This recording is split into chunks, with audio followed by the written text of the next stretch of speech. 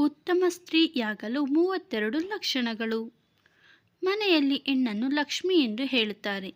ಅಂತಹ ಲಕ್ಷ್ಮಿಯು ಹೇಗೆ ಇರಬೇಕು ಎಂದರೆ, ಮನೆಯಲ್ಲಿರುವ ಹೆಣ್ಣು ಯಾವಾಗಲೂ ನಗು ನಗುತ್ತಾ ಇರಬೇಕು. ಅದು ಗಂಡನಿಗೆ ಮತ್ತು ಮನೆಗೆ ಯಶಸ್ಸು ತರುತ್ತದೆ. 2.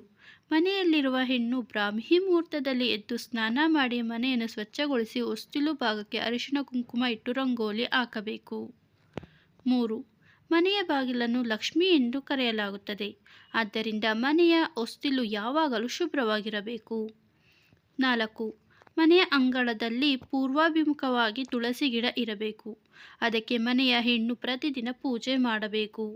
5. ಹೆಣ್ಣು ಆದವಳು ಮನೆಯಲ್ಲಿ ಕೂದಲು ಬಿಟ್ಟುಕೊಂಡು ಇರಬಾರದು.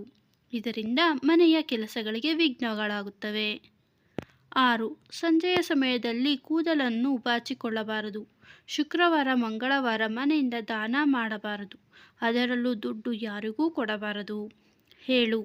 ಹೆಣ್ಣು ಆದವಳು ಮನೆಯ ಹೊಸ್ತಿಲ ಒಳಗಿನಿಂದ ಯಾರಿಗೂ ದಾನ ಕೊಡಬಾರದು. 8. ಮನೆಯಲ್ಲಿ ಮಹಾಲಕ್ಷ್ಮಿಯ ಸ್ವರೂಪವಾದ ಹೆಣ್ಣು ಮನೆಯಲ್ಲಿ ಕಣ್ಣೀರು ಹಾಕಬಾರದು. ಇದರಿಂದ ಮನೆಯು ಅಭಿವೃದ್ಧಿಯಾಗುವುದಿಲ್ಲ. 9. ಮನೆಯಲ್ಲಿ ಹೆಣ್ಣು ಸ್ನಾನವಾದ ನಂತರ ಕೂದಲಿಗೆ ಬಟ್ಟೆಯನ್ನು ಕಟ್ಟಿಕೊಂಡು ಪೂಜೆ ಮಾಡಬಾರದು. 10. ಮನೆಯ ಹೆಣ್ಣು ಸಂಜೆ ವೇಳೆ ಬಟ್ಟೆಗಳನ್ನು ಒಗೆಯುವುದಾಗಲಿ ಮನೆಯಲ್ಲಿ ಕಸ ಗುಡಿಸುವುದಾಗಲಿ ಮಾಡಬಾರದು. 11. ಹೆಣ್ಣು ಆದವಳು ಮನೆಗೆ ಬಂದ ಅತಿಥಿಗಳಿಗೆ ಒಳ್ಳೆಯ ಅತಿಥಿ ಸತ್ಕಾರ ಮಾಡಬೇಕು. ಆಗ ದೇವರಿಗೆ ಸೇವೆ ಮಾಡಿದಂತೆ. ಮನೆಯಲ್ಲಿ ಹೆಣ್ಣು ಹೀಗಿದ್ದರೆ ಮಾತ್ರ ಲಕ್ಷ್ಮಿ ಒಲಿಯುತ್ತಾಳೆ. 12. ಹೆಣ್ಣು ಮನೆಯಲ್ಲಿ ಮುನಿಸಿಕೊಳ್ಳುವುದಾಗಲಿ ಜಗಳ ಮಾಡುವುದಾಗಲಿ ಮಾಡಬಾರದು. 13. ಮನೆಯಲ್ಲಿ ಯಾವ ವಸ್ತುವನ್ನು ಇಲ್ಲ ಅಂತ ಹೇಳಬಾರದು. ಅಶ್ವಿನಿ ದೇವತೆಗಳು ಅಸ್ತು ಅಂದು ಬಿಡುತ್ತಾರೆ. ಇದರಿಂದ ಅನ್ನಕ್ಕೆ ಕೊರತೆ ಉಂಟಾಗುತ್ತದೆ. 14. ಮನೆಯ ಮಹಾಲಕ್ಷ್ಮಿಯಾದ ಹೆಣ್ಣು ಹಣೆಗೆ ಕುಂಕುಮ, ಕಾಲಿಗೆ ಕಾಲುಂಗುರ, ಕಾಲ್ಗೆಜ್ಜೆ, ಕುತ್ತಿಗೆಗೆ ಮಾಂಗಲ್ಯ ಸರ ಕಡ್ಡಾಯವಾಗಿ ಧರಿಸಬೇಕು. 15. ಹೆಣ್ಣು ಆದವಳು ಮನೆಯಲ್ಲಿ ಕಾಲನ್ನು ನೆಲಕ್ಕೆ ಒರೆಸುತ್ತಾ ನಡೆಯಬಾರದು. ಕಾಲನ್ನು ಎತ್ತಿ ನಡೆಯಬೇಕು. 16.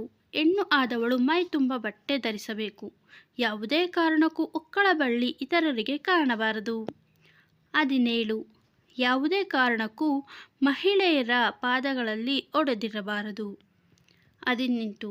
ಮಹಿಳೆಯರ ಬಾಯಿಂದ ದುರ್ವಾಸನೆ ಬರಬಾರದು. 19.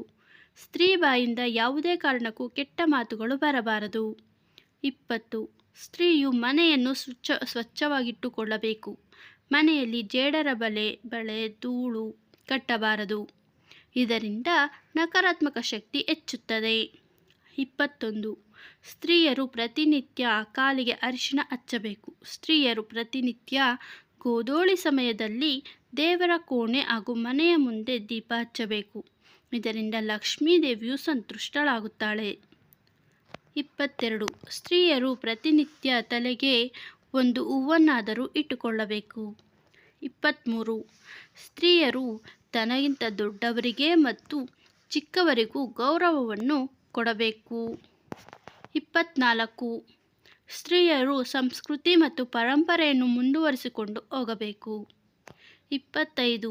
ಸ್ತ್ರೀಯು ಉಳಿತಾಯ ಮಾಡುವ ಗುಣವನ್ನು ಹೊಂದಿರಬೇಕು. 26. ಸ್ತ್ರೀಯರಲ್ಲಿ ಅಹಂಕಾರ ಅನ್ನೋದು ಇರಲೇಬಾರದು. 27. ಸ್ತ್ರೀಯರು ರಾತ್ರಿ ಮಲಗುವಾಗ ಓಲೆ ಮತ್ತು ಬಳೆಗಳನ್ನು ಬಿಚ್ಚಿ ಇಡುತ್ತಾರೆ. ಇದನ್ನು ಮಾಡಲೇಬಾರದು. 28. ಸ್ತ್ರೀಯಾದವಳು ತಾನು ಮುಡಿದ ಹೂವನ್ನು ಬೇರೆಯವರಿಗೆ ಕೊಡಬಾರದು. ಬೇರೆಯವರು ಮುಡಿದ ಹೂವನ್ನು ತಾನೂ ಮುಡಿದುಕೊಳ್ಳಬಾರದು. 29. ಸ್ತ್ರೀಯಾದವಳು ಯಾವುದೇ ಕಾರಣಕ್ಕೂ ದೇವರ ಪೂಜೆಗೆ ಕಪ್ಪು ಬಟ್ಟೆಗಳನ್ನು ಧರಿಸಬಾರದು. 30.